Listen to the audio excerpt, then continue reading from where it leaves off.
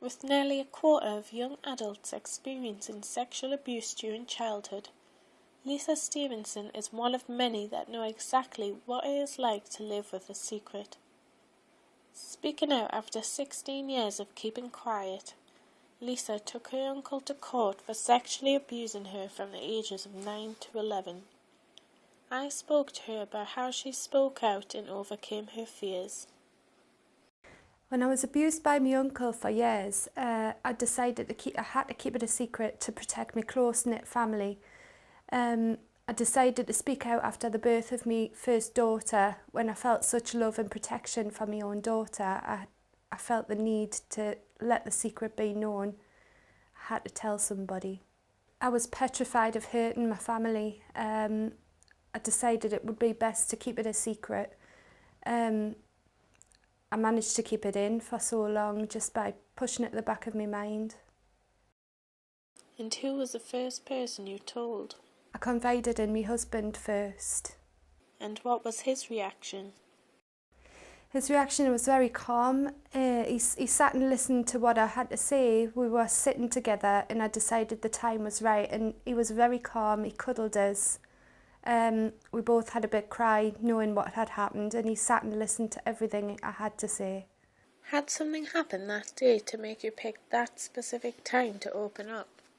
No, my daughter had only just been born. She was only a few months old when I decided to speak out, and I knew that it was coming out.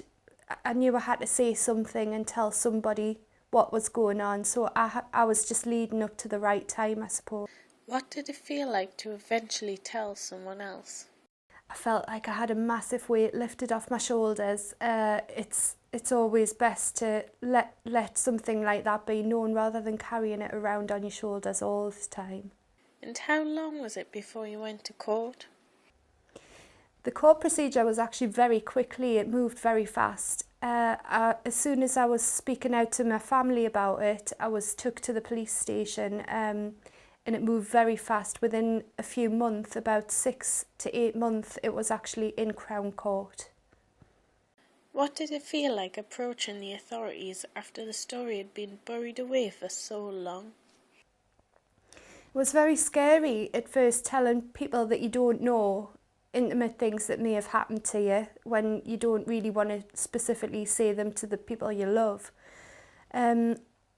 I did actually manage to, I know that it's the right thing to do, and it's a very difficult procedure to go through, but it's the right way to go. And what was the final outcome of the court?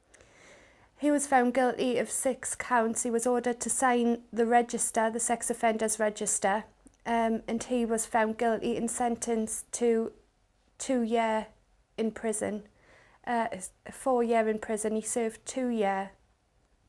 Were you not worried about the prospect of seeing your uncle again while at court? It was actually very scary. It was scary knowing that my family would actually be in the same room as this man again. We all acted very calm. It was a very, very scary procedure to go through. It did actually have my stomach in knots. And some of my family were actually very scared too. I started up You Are Not Alone support to child abuse survivors in April 2010. What made me do that, I was quite surprised at how common that child abuse was and how many people had actually been affected by it. So I decided that, knowing that I've actually spoke out and knowing that it was definitely the right way to go, I wanted to try and convince people to speak out, because there were so many people who've never told anybody what happened to them, and it burrows in you. You need to get it out. So I decided to start this group up to literally give support to survivors. It's been very well taken. There's a lot of people actually joined, and I do actually support a lot of people along with the other admins on the group. And how do you help people that approach you? I get help from a few admins. They're fantastic with the group.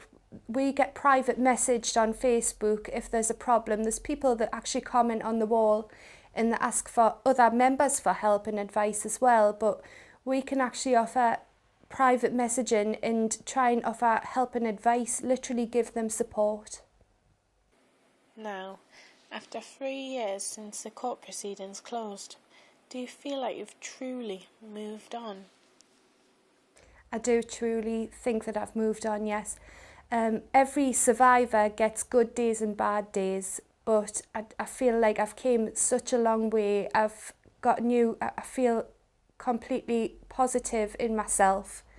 I'm very happy with what I've done, and I would love to express how important it is to speak out.